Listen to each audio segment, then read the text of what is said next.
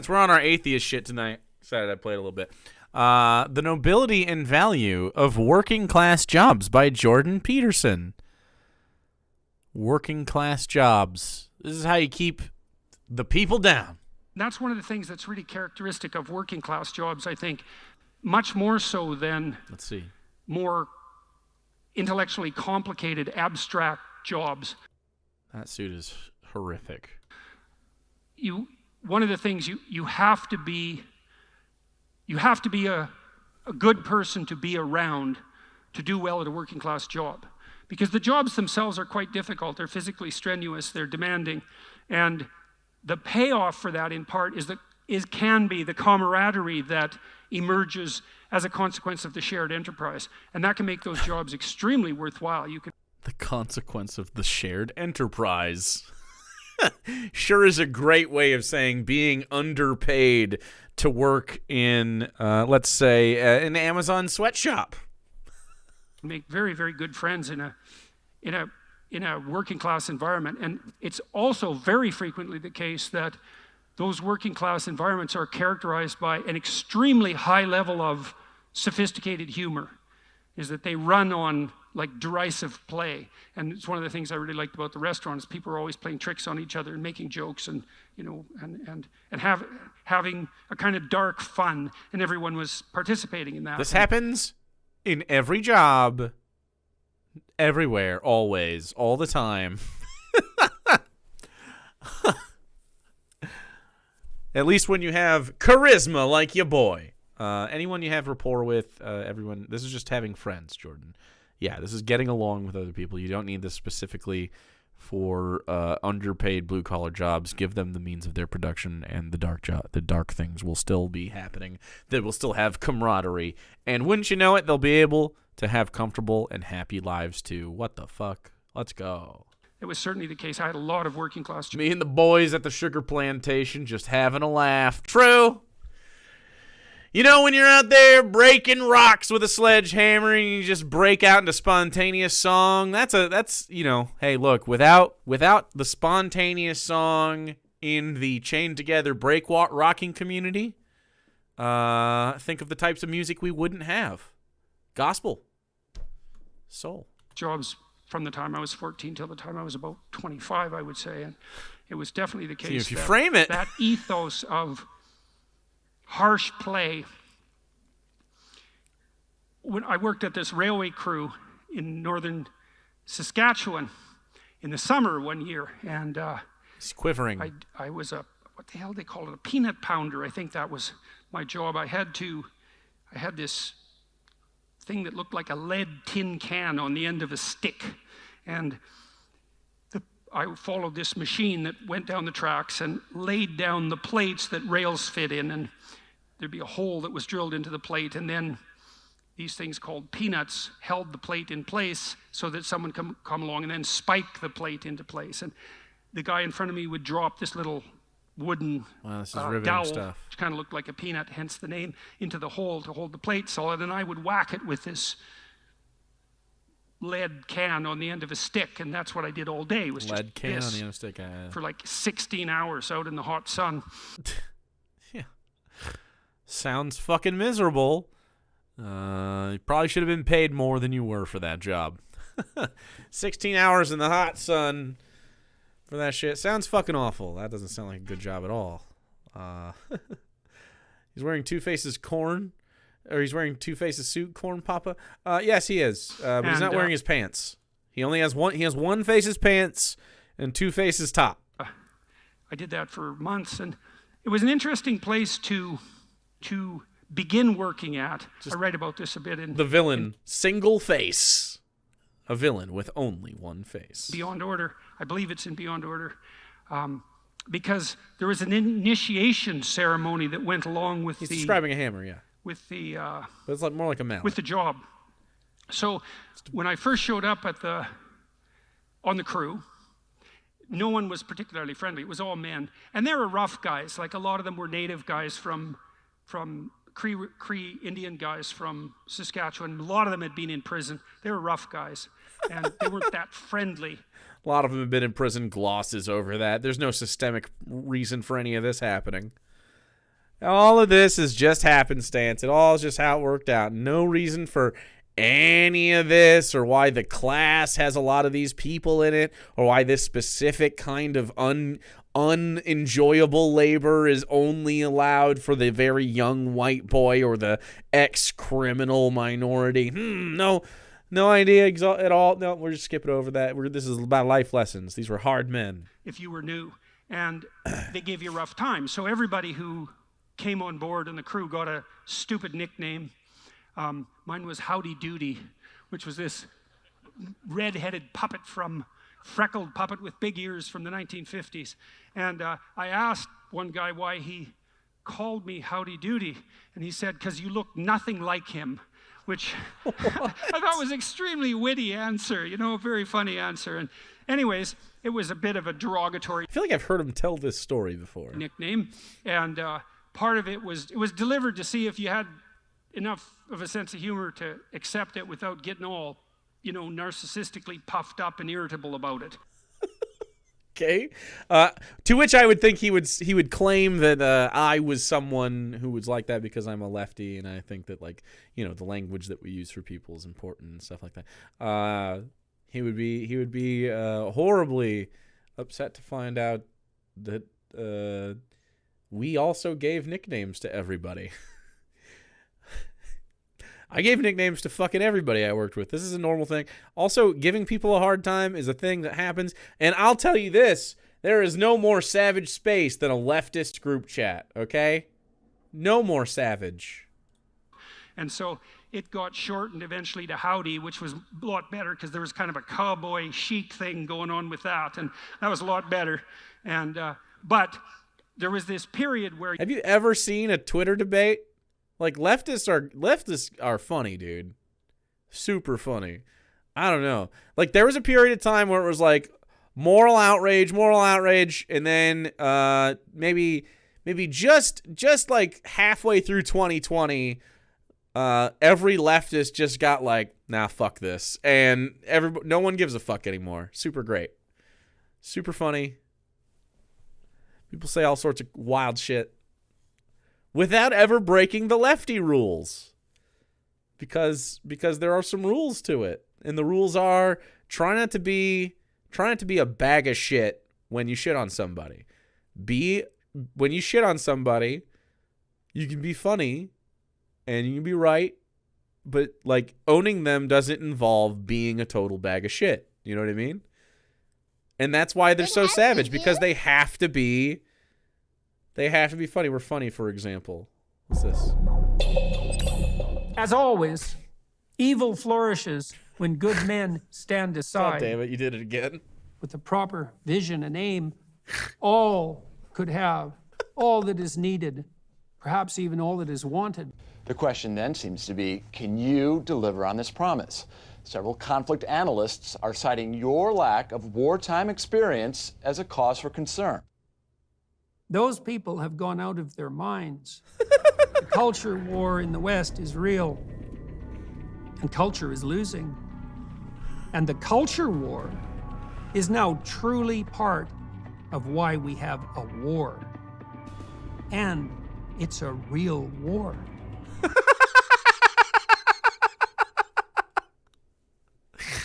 Oh, what a clip.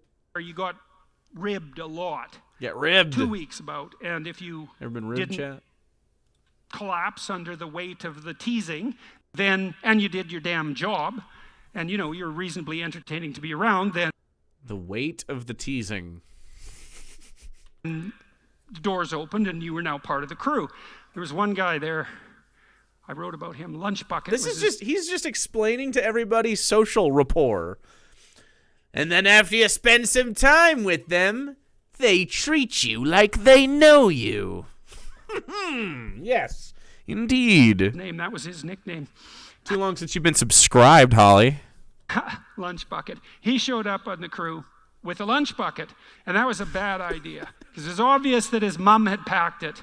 And you don't want to show up to a work crew of ex-cons with a lunch bucket that your mom packed. Why?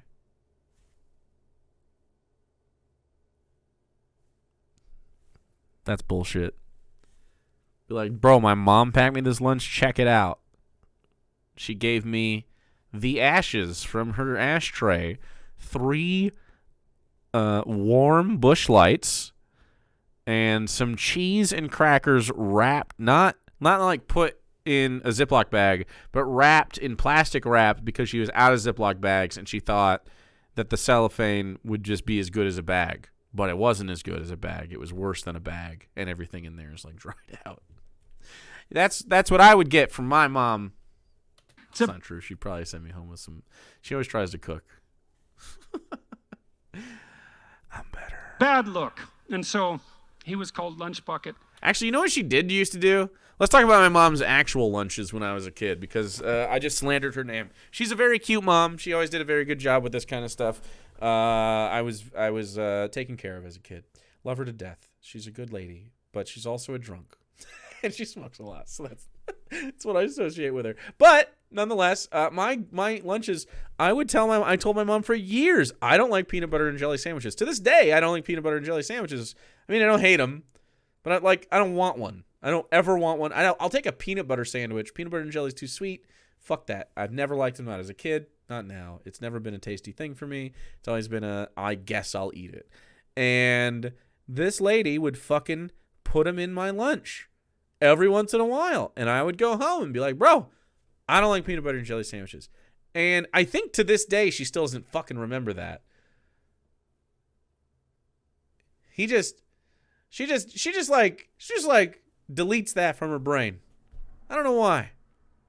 Every holiday, she asks me if I want pie. No.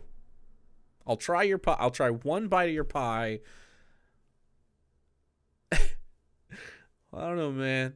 She used to put tuna fish sandwiches in there too. And honestly, best sandwich she made.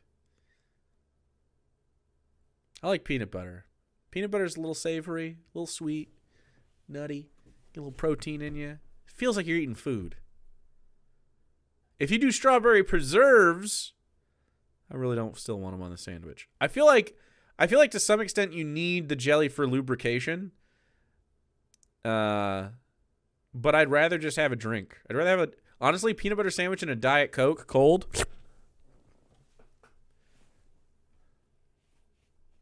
Jakey, come on in. You hungry? I made your favorite PB&J. She does call me Jakey. Jakey Pookie. My mom calls me Jakey Pookie. We should have her on sometime. From day one. And he was a pretty touchy guy. We're going to be gardening the lot this spring and summer, so maybe you'll meet her. People didn't like him very much. And he was tested a lot. And the testing started out with people just throwing pebbles at him. So the crew would stretch out about a quarter of a mile across the line as we were working on the tracks. And Lunch Bucket would be doing whatever job he had. And the game was to see if you could bounce a pebble off Lunch Bucket's helmet. And so he'd be working and these pebbles would be flying out of God only knows where because people didn't make it obvious. And, it was a score for your mates if you bounced a pebble off Lunch Bucket's helmet. And he did not take to that well. And the pebbles got larger as the days progressed. And eventually he was driven off. And throwing rocks at a guy drives him off of the job. That's surprising. Did you know throwing rocks at a guy isn't like a joke? You're throwing rocks? Like, hello?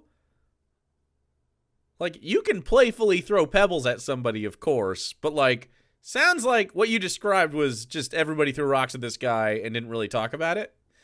What the fuck is this story? This is Jordan Peterson describing good relationships he's had with men in the past. So let that sink in. It was because he didn't subjugate himself properly to the multi-dimensional discipline of the crew, because God, he wasn't so fucking he wasn't a good guy to have around.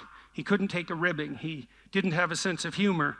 He wasn't able to contribute to the game that was being played socially. Well, these men were doing what was pretty tedious and difficult work. Like, we were literally out in the hot sun for 16 hours at a stretch, and it was rather mind-numbing work and somewhat physically demanding.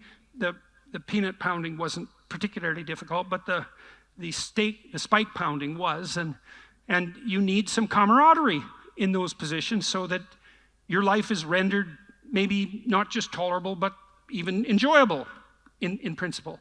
And so you're playing a multidimensional game. And it's so wild listening to Jordan Peterson describe the natural camaraderie of everyone sharing the same suffering and trauma.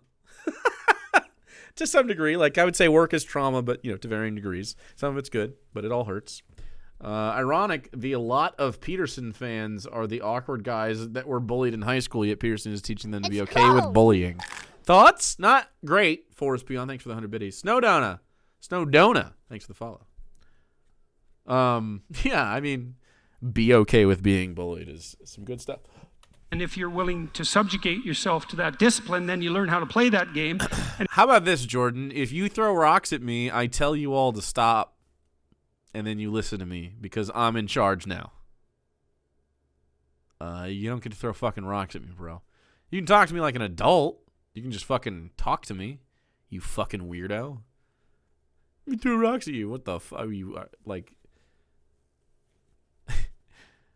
No wonder. I mean, this is not different behavior than boys that threw like fucking spitballs at the girls they had crush on. Like, oh, we don't know how to start a conversation with a fellow human being, so we better just, I don't know, fucking make him miserable for a little bit. Okay. And if you get good at that, then that's a portable skill. Will the lack of a red wave during the midterms lead to more reckless spending by a more emboldened administration? Wow. We just jumped right into the selling gold portion of Jordan's stream. Birch Gold Group. Precious metal IRA specialist. Okay, get gold and silver. You can get your portfolio silvered. When you work as hard as you possibly can on at least one thing, is that you're molding yourself into someone who can aim at something and move forward with efficiency and skill. And maybe if you're doing that extraordinarily well, you're not... You just said that the work specifically was mind-numbing.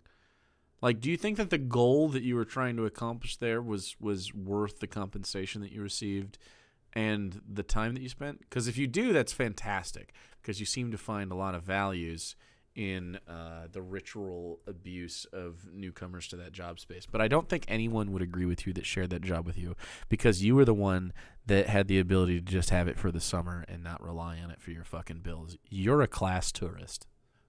Not only molding yourself into someone who can aim at something and move towards it with efficiency and skill, but you can do that at the same time that you're helping other people around you do that. Right? So you can think about this. Imagine you're a good athlete. Oh, yeah, for sure. Especially in restaurants and shit. People throwing stuff and being wild. Especially when you get younger. But I mean, like... Yeah, that's what I mean. Like, he's like, that's an example of good male behavior. It's like, no, dude. This is an example of someone that you gotta, like, put your foot down with and set your boundaries with. Like, hello? You don't have to capitulate to that. What a fucking worm. I can't believe he thinks that he's like a guy that should be giving advice in this situation. This is an example of what not to do if you're Jordan Peterson. Like, don't do the actions that Jordan Peterson took while he had this job on the railroad.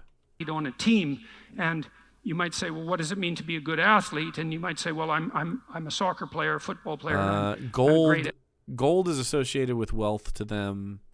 It's a part of the LARP. It's part of the capitalist LARP. Gold is a social litmus test on your wealth. So if you have gold, you have gold, and then not everybody values it, obviously, us, but some people value it because it still has social weight to it. Not as much as it used to. I'm a top scorer, and you might say, well, that's enough to make you a great athlete, and the truth is that's actually not enough to make you a great athlete. Because you need to have the skill, whatever the skill might be. And high-level skill is, of course, extremely desirable in relationship to the goal. But you also have to be a good, let's say, a good sport.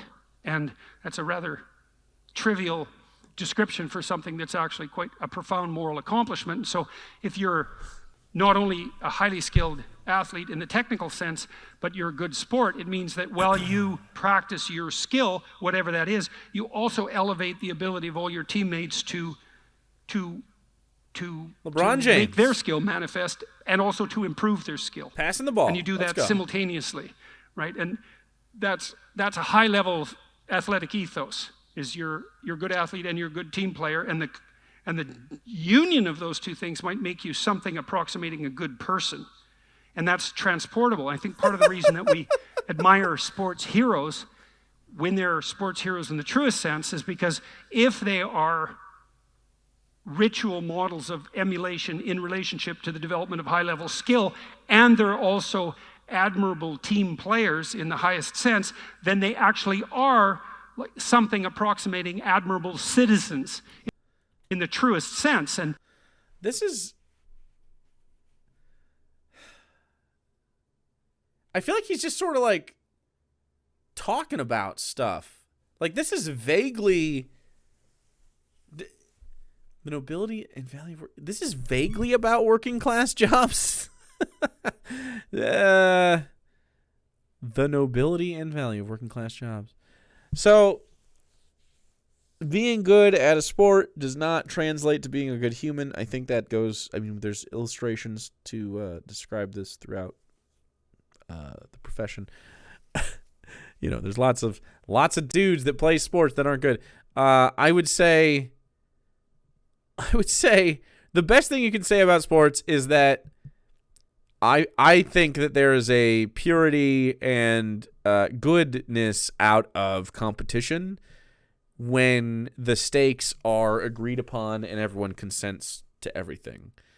And that's why sports are good, because unlike capitalism, in which you can't consent to every negative facet of the interaction, it's just like you have a ball and we play to a certain time, and whoever has more points wins. Try not to have more points, or try to have more points than the other one, and then try to stop them from having more points than you, and everyone do it within the rules. Let's go. And that's like really, I like the idea of self-expression within that space. I love basketball, for instance. I love sports. I do not think that being good on the basketball court or any play of field that I've ever participated in or watched would necessarily translate to how you interact with or socialize. There's such a disconnect between those two things often for a lot of people, especially jocks. They don't find lessons. I think sports have the opportunity to teach people lessons in a good way, but only through extrapolation. Like, the actual thing that we learn in sports, especially once you get into professional, the real lesson you should learn at the end of it is the capitalist exploitation of the people that participate. that pattern of skilled, productive, generous cooperation is actually a model that you can extract out of multiple games, and it's a good model to emulate. And that's something that isn't arbitrary, by the way. And so that also answers a question that I posed earlier in relationship to nihilism and belief. It's like, well, what should be foundational? He's not that hard to follow if you listen to him for a little bit. The way he talks is arduous, so people lose interest in what he's saying. That's the part that's difficult with it. Like, he maybe uses terms that some people aren't familiar with, but I mean, like, if you went to college for a minute, and if you took, like, English classes, he's really... Sometimes you got to look up a word, and you're like, damn, okay, good vocab. But, like, it's vocabulary. He's not saying anything profound. You could sit around with a joint and some of your friends and come to some conclusions. Like, nothing he's saying has any depth to it. He's literally describing people that get along with their coworkers, report success at that job, and liking the job. It's like, yep. And the answer might be something like practice in developing the capacity for skilled movement forward in a manner that simultaneously encourages the others that you're cooperating with to do precisely the same thing. And that's not some arbitrary ethos. It's not arbitrary, because if that doesn't happen, then nothing flourishes. And if it does happen, then everything flourishes. And it's also not relativistic in some sense. Everything's so fucking intense. Because you have to do that no matter what you're doing. No matter what it is that you're doing, if you do that well, you're doing whatever it is you're doing well. In fact, that's really, in some sense, how you would define well. And you know that's true. You know, you'll be at home and maybe you get a plumber to come over, or an electrician, somebody who's skilled in the working class technical sense, and they do a good job, and that's a great relief, especially, let's say, if it's a plumbing problem, because you really need your plumbing fixed. It's not optional. Well, you know what the options are. They're not great. And so it's really important to be a good plumber. And then you think, well, what makes a good plumber? And one is obviously technical skill. The man or the woman, generally the man when it's plumbing, knows what he's doing. Dude, he's so... It sounds like he's scared sometimes just to say something simply because people came here to hear him talk, and it feels like he has to fill word counts. I don't know that that's true. He's a long-winded guy anyway, but like, man, it sure sounds like he's trying to stretch for time. And he does it efficiently, but that isn't all. He does it efficiently. We're 13 minutes into this, and you needed about 5. If he's a really good plumber, well, he tells you what he's going to do, so he can communicate what he's going to do. He can tell you, he can identify the problem. So he's a good diagnostician. He can tell you what he's going to do. He can tell you how much what he's going to do will cost you. Then he does it, that's what it costs, right? So there's an honesty in interpersonal transaction that goes along with the diagnostic accuracy and the skill, and that's reflective of a very deep ethical orientation. It's a deep ethical orientation to defer to experts on problems you can't solve yourself and then expect honesty in the social interaction. Wowzers. That's sure was a lot of words for that. I'm your Jordan Peterson translator. I'm Jake. I'm a professional. Please don't do this without a guide. And so to be a really good plumber, then you have to be highly skilled, but you have to be a clear and honest communicator, and you have to play fair in the most fundamental sense. And then you might really say... Don't. You really don't. You ought to. I think, for quality society to exist, but we don't live in a quality society, Jordan. We live in one that you say doesn't need decency in between people. So what if the person you hire is a trans person to do your plumbing, Jordan? And the simple thing that they require from you for the interaction to be good is for you to just use their name, and whatever name that is. So instead of Dale, it's fucking... I don't know why Dale was the natural plumber name, but I guess most people named Dale are plumbers. That's true. The 2 Dales I can think of were not plumbers. And maybe they're non-binary now, so their name is Finn, of course. Non-binary joke, or something, and. So, are you culpable in this situation? Like, if they have anything that they require on your end of the social interaction, are you required at all to have any social intelligence in order to maintain the peace there? Or is it only people that live outside of you, Jordan Peterson, that have to maintain that balance? Because that seems to be the case with him. Like, all of his arguments come down to other people's actions and interacting with him, and he's the baseline through which we interact. But instead doesn't realize that everybody else has their own fucking life and opinions and shit. Stop detonating the fake plumber. True. Imagine he has some employees with him, and you might also, maybe you're deciding if you want to have the plumber come back. If you Finn is the only NB name that isn't an item you can find in your yard or bedroom. Wait. I'm trying to think of other non-binary names that would apply to then. Give me some examples, Seculoid. Problems in the future, and so one of the things you're going to do is check out how he interacts with his subordinates, and if he's someone who's teaching them, because you can watch that, and doing that in a fair manner, and not talking down to them, and not manipulating them, and not tyrannizing over them, and is also able to do that in a manner that's sort of civilized, so that you don't feel like it's an imposition to have them in your house, because there's no psychological tension, surrounding the enterprise. Then you think, well, he's a good boss, and he's done a really credible job, and he's very honest and reliable, and he solved the problem, and he did it on time, and he didn't charge you any more than he had told you he would charge you, and it was a fair price. Jordan Peterson, I swear to you, this is just him expressing like social anxiety or ADHD or autism or something that other people experience. Like I have ADHD. I experience a lot of these thoughts. I am constantly sort of like weighing things, I guess. Although it doesn't stress me out. It stresses some people out. I don't know. My brain goes really fast, and sometimes I lose the plot because of that. Sometimes I lose my train of thought because this looks like a suit Doctor Who would wear, and everyone would rip into him for it. Oh, Like, that's pretty multidimensional space to manage. I don't know why he's. It's so interesting to me that he feels the need to describe this to people, and everyone's like, yeah.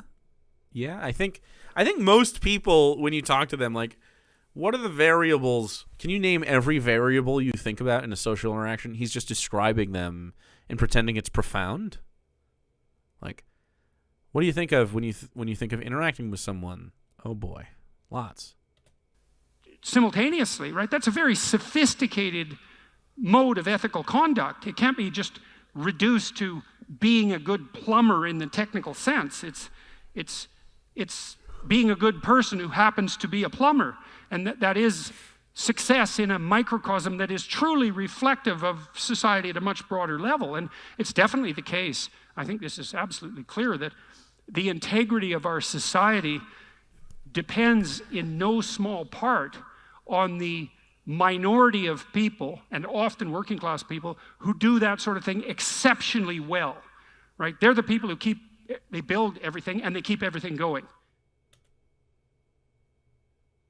Then why don't you want them to have the payment that they deserve for the work? I don't understand how he's not just a socialist then. How can you have that opinion and then not extrapolate that to, and they should be compensated for that? Jordan Peterson does not sound smart at all. I don't know how. I agree, Rublum. No idea how people listen to Jordan Peterson and go, damn, that guy's on some level of intellectualism that I gotta buy that book. Okay. Damn, I feel bad. If you're a Jordan Peterson fan, I want to talk to you. I love Jordan Peterson fans.